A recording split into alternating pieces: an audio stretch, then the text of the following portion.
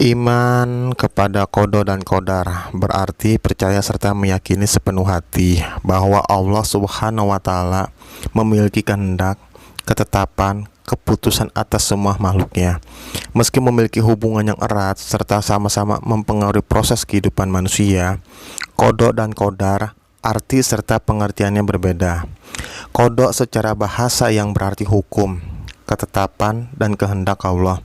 Semua yang terjadi berasal dari Allah Subhanahu wa Ta'ala, Sang Pemilik kehidupan. Sebelum adanya proses kehidupan, Allah sudah menuliskan apa saja yang akan terjadi, baik itu tentang kebaikan, keburukan, dan juga tentang hidup atau mati. Allah berfirman, artinya tidak ada yang mereka tunggu-tunggu kecuali datangnya azab. Allah bersama malaikat dalam naungan awan, sedangkan perkara mereka telah diputuskan, dan kepada Allah lah segala perkara dikembalikan. Al-Baqarah ayat 210. Dalam ayat tersebut dijelaskan bahwa semua perkara-perkara ketetapan yang terjadi sudah diputuskan oleh Allah Subhanahu wa Ta'ala. Qadar secara bahasa diartikan sebagai sebuah ketentuan atau kepastian dari Allah. Sedangkan secara istilah qadar berarti sebuah penentuan yang pasti dan sudah ditetapkan oleh Allah Subhanahu wa Ta'ala, baik yang sudah terjadi maupun yang akan terjadi. Diriwayatkan dalam hadis riwayat Bukhari dan Muslim, Rasulullah Shallallahu Alaihi Wasallam bersabda, sesungguhnya seseorang diciptakan dari perut ibunya selama 40 hari dalam bentuk nutfah, 40 hari menjadi segumpal darah, 40 hari menjadi segumpal daging. Kemudian Allah mengutus malaikat untuk meniupkan ruh di dalamnya dan menuliskan 4 ketentuan, yaitu tentang rezeki, ajal, amal, dan jalan kehidupan, sengsara atau bahagia. Hubungan qada dan qadar juga tidak bisa dipisahkan. Qada merupakan rencana dan qadar adalah perwujudan atau kenyataan yang akan terjadi seperti yang sudah ditetapkan oleh Allah Subhanahu wa Ta'ala. Dalam Al-Quran surat Al-Hijr ayat 21, artinya, dan tidak ada sesuatu pun melainkan pada sisi kamulah hasananya, dan kami tidak menurunkannya melainkan dengan ukuran tertentu. Takdir itu dibagi dua, yaitu 1. Takdir mu'allaq. Takdir mu'allaq masih bisa berubah jika manusia berusaha mengubahnya. Misalnya, seseorang yang miskin bisa menjadi kaya, ingin pintar, dan lain sebagainya. Semua itu harus melewati proses usaha yang keras untuk mencapai semuanya. Di surat Al-A'raf ayat 11 Allah berfirman, artinya sesungguhnya Allah tidak akan mengubah keadaan sesuatu kaum sehingga mereka mengubah keadaan yang ada pada diri mereka sendiri. Dan apabila Allah menghendaki keburukan terhadap suatu kaum, maka tak ada yang dapat menolaknya, dan sekali-sekali tak ada pelindungan bagi mereka selain Dia. Yang kedua, takdir mubrom. Takdir mubrom adalah takdir yang tidak bisa diubah oleh manusia, meskipun ikhtiar dan tawakal kepada Allah. Contohnya, seperti kematian dan jodoh, semua itu sudah ditetapkan oleh Allah Subhanahu wa Ta'ala. Allah Subhanahu wa Ta'ala berfirman dalam surat Al-A'raf ayat 34, artinya, dan tiap-tiap umat memiliki, maka apabila telah datang waktunya, mereka tidak dapat mengundurkannya, barang sesaat pun, dan tidak dapat pula melanjutkannya. Hikmah iman kepada qada dan qadar. 1. Selalu bersyukur atas nikmat yang diberikan oleh Allah Subhanahu wa Ta'ala, sebab percaya bahwa takdir Allah merupakan ketetapan yang terbaik bagi seluruh makhluknya. Yang kedua, selalu rendah hati bahwa segala sesuatu yang terjadi itu semua berkat kehendak Allah.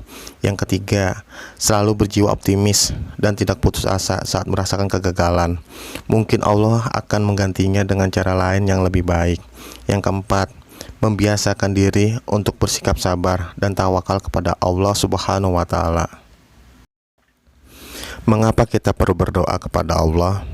Allah Subhanahu wa Ta'ala menyebutkan di dalam ayat yang artinya, dan apabila hamba-hambaku bertanya kepadamu tentang aku, maka jawablah, bahwasannya aku adalah dekat. Aku mengabulkan permohonan orang yang berdoa apabila ia memohon kepadaku. Maka hendaklah mereka itu memenuhi segala perintahku, dan hendaklah mereka beriman kepadaku, agar mereka selalu berada dalam kebenaran. Surat Al-Baqarah ayat 186. Pada ayat lain dikatakan, artinya, dan Tuhanmu berfirman, berdoalah kepadaku, niscaya akan kuperkenankan bagimu. Sesungguhnya orang-orang yang menyombongkan diri dari menyembahku akan masuk neraka jahanam dalam keadaan hina dina. Surat Ghafir ayat 60. Ayat ini merupakan bimbingan Allah kepada kita manusia yang penuh dengan kekurangan, kedoifan, dan kekeliruan untuk berdoa, memohon, atau meminta kepadanya. Barang siapa yang tidak meminta kepada Allah, Dia akan marah kepadanya. Hadis riwayat At-Tirmidzi dari Abu Hurairah radhiyallahu anhu. Satu sisi begitulah Allah dengan kasih sayangnya membimbing hamba-hambanya. Walaupun kadang atau malah kebanyakan manusia, hamba-hambanya itu merasa diri sudah cukup, sehingga tidak atau enggan berdoa lagi pada Sang Maha Kuasa. Atau kalaupun berdoa, asal berdoa, pikiran melayang entah kemana dan mudah putus asa. Padahal kalau mau memahami mengapa kita perlu berdoa kepada Allah, pasti kita akan berdoa, bukan hanya meminta, tapi meningkatkan kualitas doa kita. Sehubungan dengan itu, ada beberapa alasan mengapa kita berdoa kepada Allah. Di antaranya yaitu 1. Karena memang Allah memerintahkan kita berdoa kepadanya. 2. Karena memang Allah sendiri yang berjanji akan mengabulkan doa-doa kita. 3. Agar kita selalu ingat kepada Allah. 4.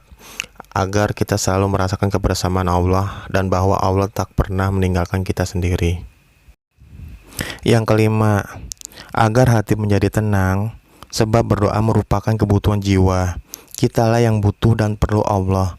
Dengan mengingat Allah melalui doa, maka hati kita akan tentram, terhindar dari penyakit-penyakit rohani, seperti cemas, takut, was-was, ragu-ragu, dan sebagainya. 6. Dengan berdoa, akan merasa lebih dekat dengan Allah. Hanya orang-orang yang berdoa sajalah yang merasakan kedekatan dengan Tuhannya, merasa dicintai, merasa diperhatikan, tidak takut, dan merasa lengkap karena Allah selalu di dekatnya. 7. Dengan berdoa, dapat menghapuskan dosa-dosa, sebab lewat doa-doalah yang berisikan pengakuan dosa, permohonan ampun, dan ikrar taubat dapat melebur dosa-dosa yang kita lakukan. 8. Doa dapat memperlancar rezeki yang barokah, sebab Allah lah Sang Maha Pemberi rezeki, sehingga jika kita berdoa kepadanya, maka Allah akan turunkan rezeki yang barokah buat kita. Kita manusia lemah sebenarnya tak punya apa-apa, kecuali apa-apa yang diberinya. Karena itu, jika ingin sesuatu ya kepada Allah lah mengadunya. 9. Doa ternyata juga dapat mengubah takdir, nasib, dan kondisi kita saat ini, sebab tidak ada yang tak mungkin bagi Allah. Bisa saja jika takdir kita, kondisi kita, nasib kita saat ini sedang jatuh terperosok atau dihinakan, maka dengan doa-doa tulus yang kita panjatkan, apalagi pada malam-malam sunyi, dan dengan amalan soleh kita yang tak pernah putus, bisa saja Allah mengubah takdir kita. Kalau sudah demikian, alasan apa lagi yang membuat kita enggan berdoa? Sebab apalagi yang menjadikan kita bersegera bangkit setelah sholat sebelum khusyuk berdoa? Semoga Allah mengabulkan doa-doa kita, cepat atau lambat, tapi itu pasti.